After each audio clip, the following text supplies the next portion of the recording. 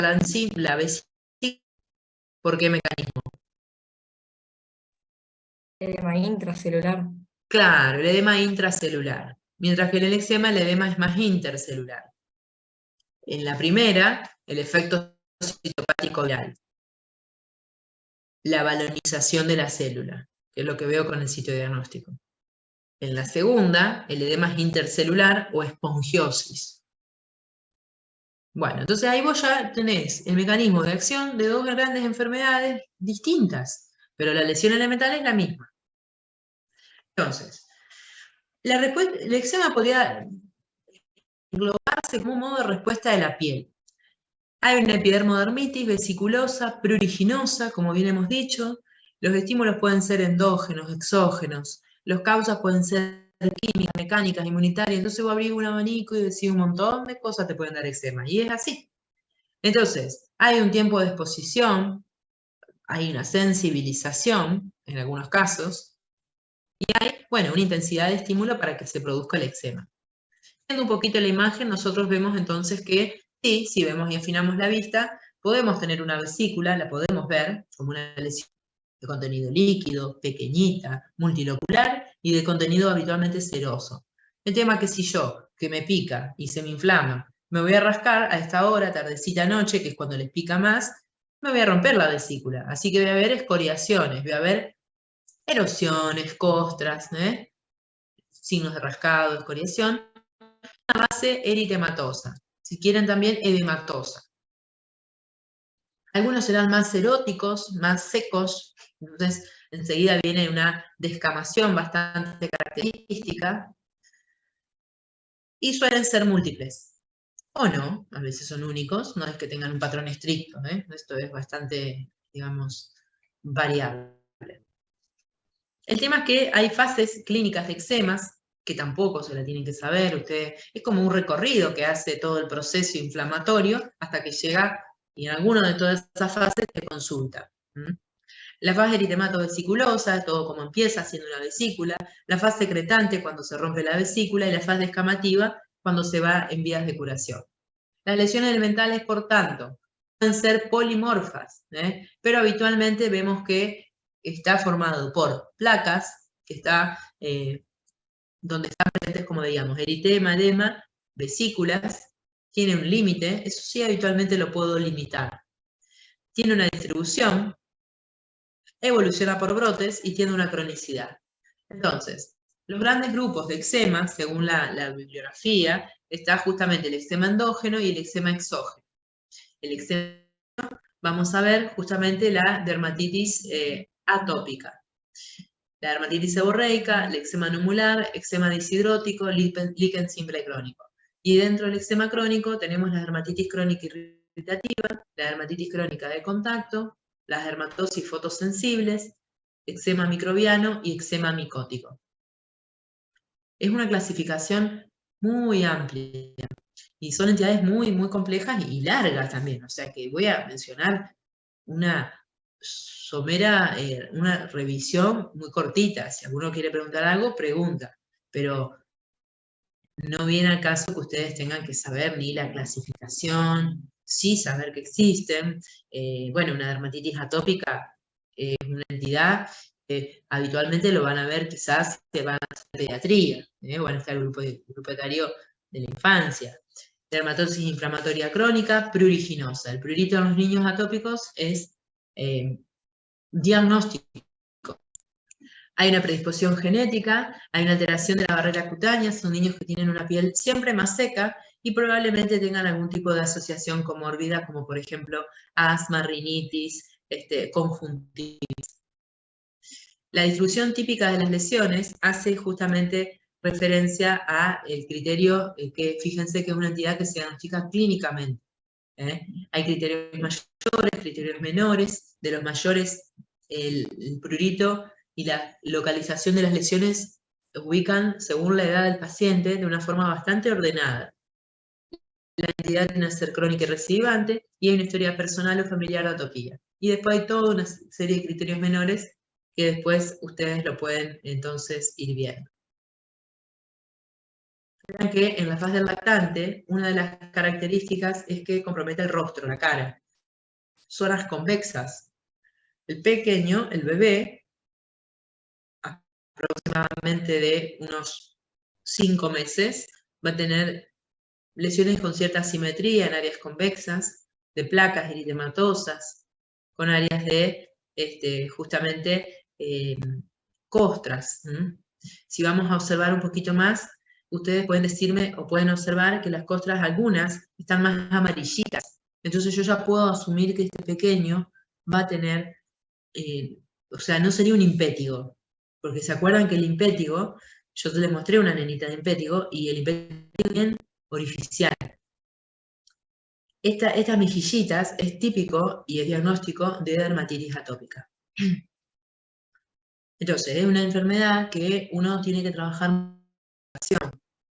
de los padres, por supuesto, porque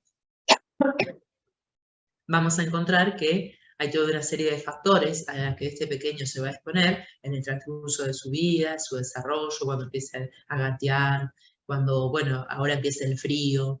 Entonces hay que educarlo con el tipo de ropa, el tipo de baño, la prevención sobre todo. Y saber que habitualmente a medida que el niño va creciendo, va desarrollando, adquiriendo inmunidad, va mermando en la intensidad de la enfermedad. A medida que va creciendo el niño, va a tener una dermatosis flexural en los pliegues antecubital y retropatelar, donde vemos a predominio placas con vesículas y escoriaciones. Faz secretante. Esa faz secretante se impetiginiza, como veíamos recién. Entonces, típicamente indicar tratamientos con corticoides tópicos, antibióticos tópicos, antihistamínico porque les pica un montón, restauradores de barrera porque son pacientes secos por naturaleza, piel seca en esta época del año que uno se baña con agua caliente. Las medidas higiénicas uno las menciona. Y el restaurador de barrera, que el momento ideal para colocarlo es luego de la ducha. Un adulto, un adolescente, de tanto rascarse meses, a veces años y el mismo lugar, va a tener una placa más de líquen simple crónico. Es una forma de dermatitis crónica, pero estoy viendo una lesión elemental que se produce por el rascado crónico, liquenificación. ¿Se acuerdan que la liquenificación es una piel que está más engrosada, más pigmentada, con aumento de los pliegues? Y que responde a un prurito crónico. Y objetiven en esta foto que esto blanco, como una escama fina, que parece que baña toda la superficie de la piel perilesional, es la ceroderma, la cerosis. Diagnóstico diferencial, hay un montón de diagnóstico diferencial de la dermatitis atópica. Tengamos en cuenta que, por ejemplo, 1 o 2 de cada grupo etario. En los lactantes es re común la escabiosis, porque la madre tiene escabiosis, le da de comer al niño, le da lactancia al niño, la madre tiene escabiosis en flexuras, una enfermedad que el parásito le gusta mucho las flexuras, el pliegue submamario, tienen las mamas, el niño se alimenta, toma teta, se contagia. Entonces la carita, en la escabiosis del bebé es un sitio común. Entonces diagnóstico diferencial, escabiosis. Exantemas virósicos de tantos que hay que pueden comprometer la carita también. En los niños vamos con dermatitis de contacto, porque están chiveando, porque por ahí están jugando, tocan una plantita. Dermatitis seborreica es más común en una etapa más adulta. Psoriasis, sí, placas de eritematosa. La psoriasis es eritematosa. No veo vesículas en psoriasis, veo escamas, no veo costritas de una secreción. Veo escama blanca, blanca anacarada, no tan adherida, más o menos, pero una escama blanca más gruesa, más compacta, más presente. En una dermatitis de contacto veo una costrita finita, media amarillita. Y en los adolescentes ya estamos con la tiña, básicamente la dermatofisia. Un adolescente que empiece con las deportivas, los varones se irritan en las piernas, en las ingles sobre todo, bueno, pueden tener una micosis, una dermatofisia, una tinea cruris, que puede ser diagnóstico diferencial. Así a grandes rasgos. Profe, ¿puedo hacer una Sí, pregunta? sí, Cuando habíamos visto el prurigo de Besnier, ¿vendría a ser un diagnóstico diferencial o un tipo de...? claro que sí, claro que sí. Sí, porque es una variedad, solo que habitualmente el Besnier sí es muy similar, una placa líquen simple crónico. Tranquilamente el paciente de un prurigo de Besnier de adulto pudo haber tenido una erupción infantil mucho más expresiva, que seguro que se va a acordar, porque el típico relato es de cuando yo era chiquito me llevaban al dermatólogo, cuando yo era chiquito me llevaban al médico, y vos los ves a los y solo le queda una placa similar en el tobillo, en la zona de, bueno, hasta allá, tibia astragalina, en la zona del pliegue flexural. Genitales, suele tener prurito en los genitales también, escrotal sobre todo. Pero sí, tranquilamente. Profe, en Sí, la diapositiva anterior, donde ya tenía esa lesión en el adolescente, en la siguiente, con el tratamiento, ¿puede volver, digamos, va a quedar retroceder esa habitualmente, lesión? va a quedar porque es una placa antigua, vieja y toda una neurodermitis que favorece también la perpetuación. Va a quedar después una lesión que va a demorar, porque es gruesa la lesión. Afinarla, probablemente me quede una discromía, me quede más pigmentada. Y paciencia, en ese sentido es como que el paciente lo que más necesita en este contexto es que le calmes el prurito, el paciente y la familia, porque no duermen. El niño no se concentra en la escuela, porque por ahí no duerme bien, eh, porque le pica en la escuela. El estigma psicológico a veces también, hay que mencionarlo, en determinados grupos etarios, que como la psoriasis, por ejemplo, que los niños tienen vergüenza de tener lesiones en piel, imagínense que, bueno, es toda una situación. Entonces, es una de esas enfermedades hoy en día, la dermatitis atópica, que es mucho más común en la infancia. Pero en adultos también, en ese contexto, hay una de las series de screening que uno hace en el paciente, que es, digamos, los índices de la calidad de vida. El DLQI, que justamente evalúa cuán compleja es o cuán involucra en lo cotidiano padecer dicha enfermedad. Si a vos te va a retrasar la actividad, si vas a empezar con limitaciones, con interrelaciones, entonces eso es un criterio que hoy en día se tiene en cuenta para decidir qué tipo de tratamiento se va a indicar.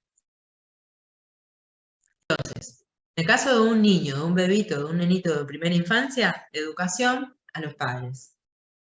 Medidas generales, la cuestión de los baños, restauradores barrera, algo ya dije, la indumentaria. Entonces, estos niños son mucho más reactivos, ya lo sabrán, pero si le ponemos algo de poliéster, de fibra sintética, la lana, pone todo peor. Entonces la mamá ya sabe determinados algodones, plush que tienen que usar para un buen pasar de el niño.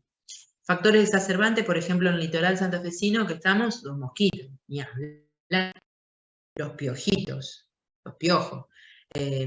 Porque a veces uno dice, pero ¿qué tiene que ver si está en la cabeza el piojo? Bueno, pero el paciente se te inflama a distancia y se pone peor. Corticoides locales, base del tratamiento, van a bloquear la inflamación, van a revertir probablemente el brote. Hay que saber usarlos. Antibióticos porque el niño habitualmente están colonizados, tienen trastorno de la flora bacteriana, entonces están colonizados. Inmunomoduladores tópicos tipo tacrolimus o pimecrolimus ayudan porque son como ahorradores de corticoides. Significa, voy a buscar un efecto antiinflamatorio, pero sin efectos a dichos corticoides. Antihistamínicos orales y fototerapia. Terapia lumínica, que así como también lo habrá mencionado el doctor José, en psoriasis, es un tratamiento que no expone al paciente a fármacos, sí lo expone a un tratamiento lumínico de luces que tiene un efecto antiinflamatorio. El tema que, bueno, la edad del paciente, porque tiene que colaborar en el momento que se expone, o sea que tendremos que ver eso. Dentro de los corticoides locales, ¿recuerdan efectos adversos? Los locales.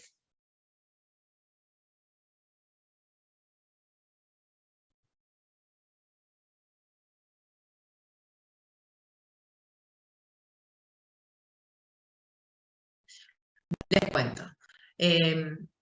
Hay sitios de la piel anatómicamente que es una piel más fina.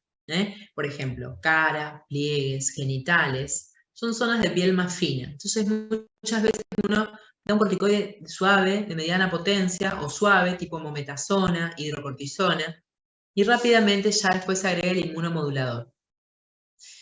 Los versos locales que se pueden observar en el sitio de corticoides incluyen una reacción acneiforme, o agrava, un acné o una rosácea. Es muy común que, fíjense, rosácea, la paciente se automedica con corticoides. Y el mismo crema, el mismo corticoide le perpetúa la inflamación. Entonces entra en un ciclo que no, o sea, lo único que le mejora el corticoide es que baja un poquito el eritema, porque es vasoconstrictor, entre otros. Pero todo lo demás lo embravece. O sea, puede generar eritema, rosácea, acné, puede generar puede generar atrofia epidérmica, es la más común. Y si se atrofia la epidermis, puede atrofiarse hasta la dermis. Y si se me rompen las fibras elásticas, aparecerán estrías. En la ingle es muy común que el paciente relate que, o la paciente, a veces tienen los muslos muy prominentes o tienen sobrepeso, se irritan, se paspan, entonces usan la triple asociación, el Macril, entre otros, Betacor Plus, lo usan a demanda, y entonces cuando ya los vemos acá, estrías grandes, bien vinosas, las cuales son muy difíciles de tratar porque ya son como cicatrices. Eso principalmente. Y después, como bien dicen siempre ustedes, la predisposición a sobreinfecciones. Se sobreinfecta. Así que siempre los corticoides locales, por más de que estemos con una enfermedad inflamatoria crónica como es la atopía, tenemos que explicarle al papá o a la mamá cómo tratarlo. No se trata de por vida con el mismo corticoide y sin pausa. Se trata por ciclos de corticoide, porque parte del tratamiento es el corticoide. Todo lo demás, y lo más importante, es la educación.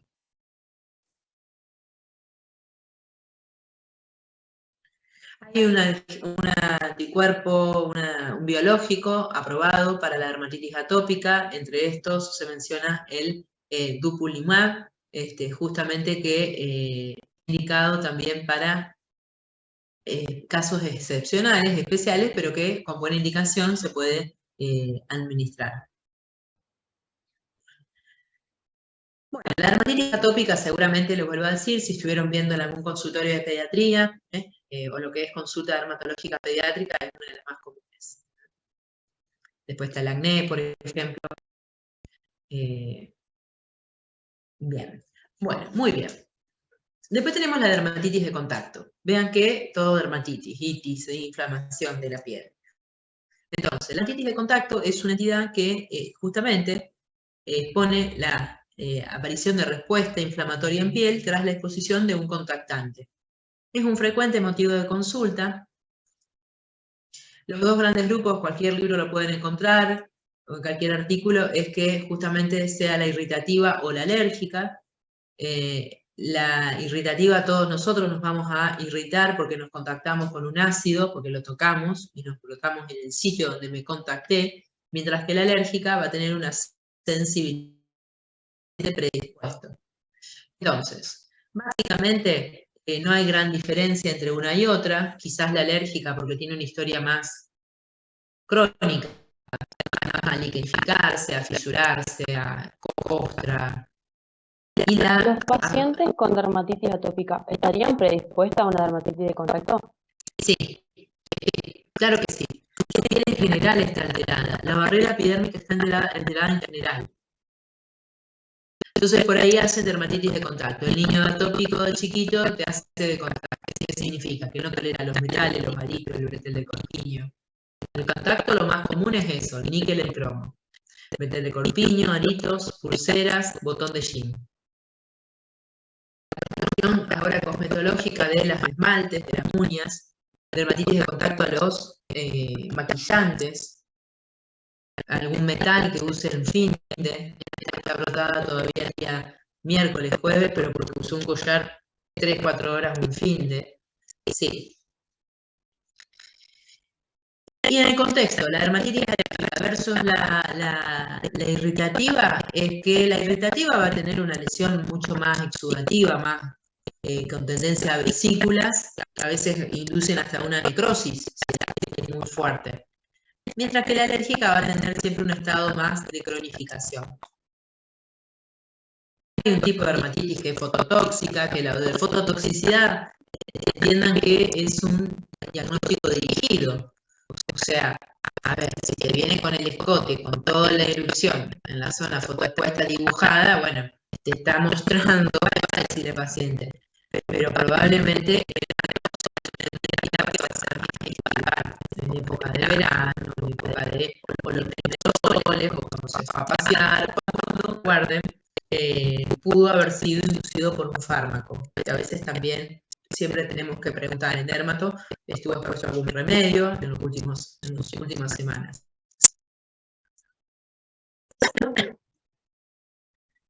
Dermatitis de contacto fotoalérgica, fototóxico, fotoalérgica, así como puede haber alergia o de contacto irritativa. De la misma forma, en las dos expresiones clínicas podemos encontrar las que son fotoinducidas. Después tenemos la dermatitis seborreica. Este es común, es re común. Yo aquí veo algún, digamos, infante, que es mucho más frecuente del pediatra.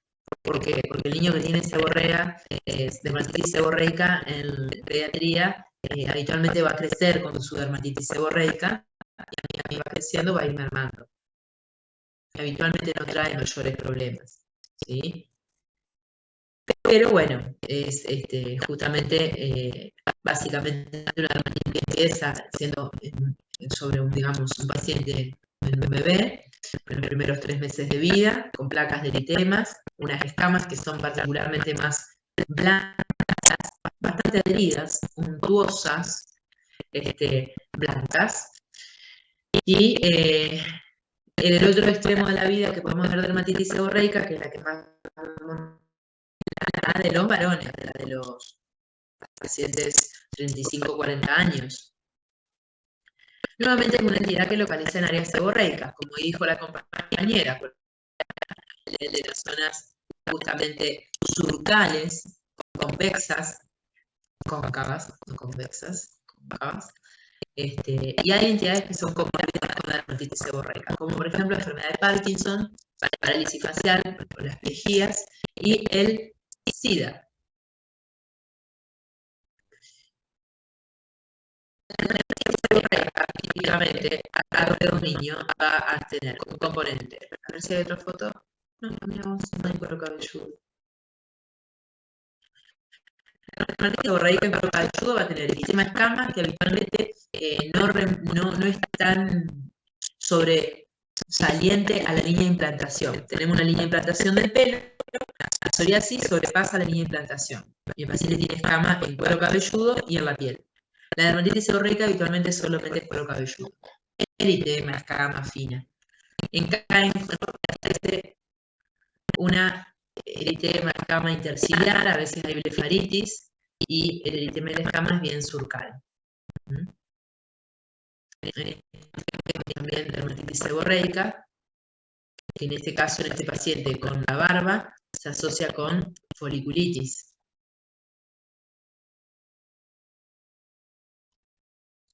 La dermatitis seborreica habitualmente tiene una avidez por lo que es el surco, propiamente dicho, y todo lo que sea eritema malar para respetar el surco nasogeniano.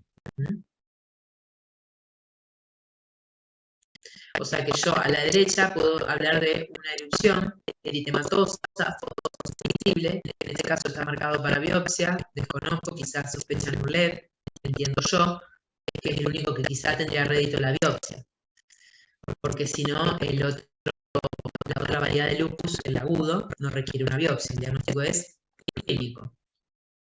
Y después tenemos un grupo de reacciones eczematosas que son IDES, que son muy frecuentes. Significa que tienen un foco primario, vamos a leerlo, foco primario, micótico, bacteriano, eczematoso o extracutáneo.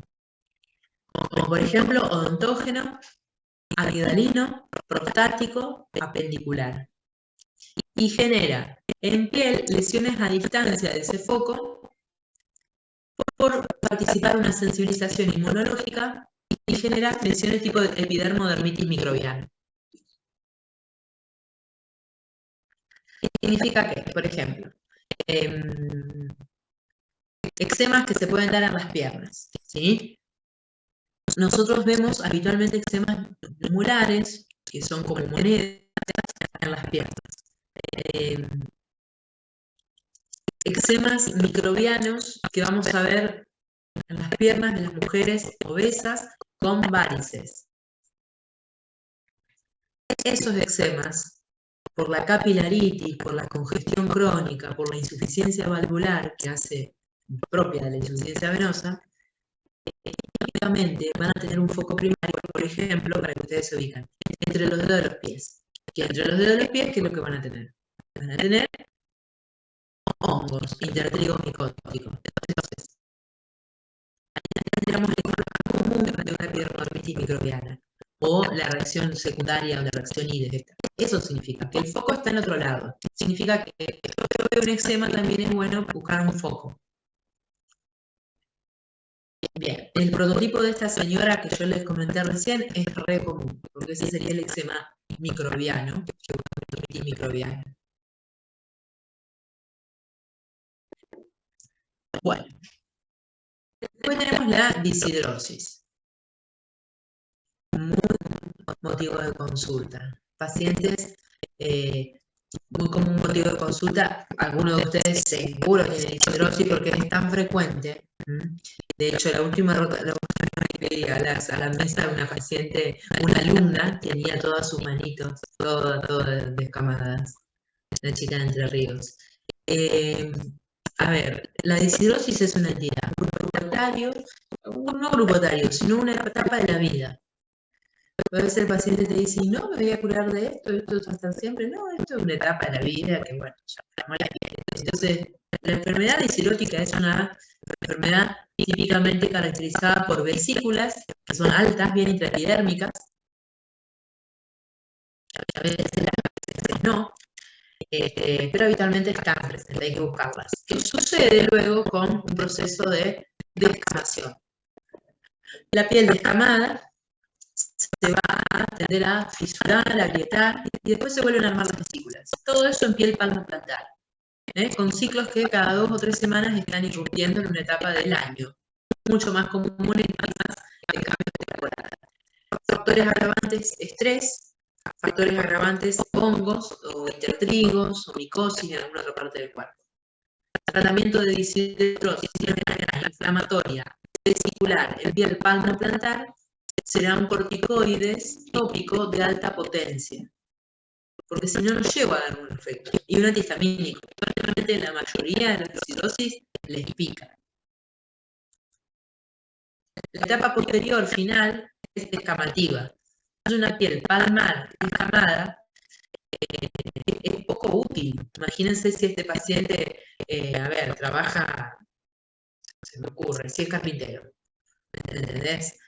Si la señora es casa, bueno, si es un médico, imagínate trabajar con las manos descamadas en una situación compleja, ¿entendés? Entonces, tenemos fisuras, tenemos grietas, a una disrupción de barrera. Entonces, el tratamiento también va a estar enfocado en la hidratación.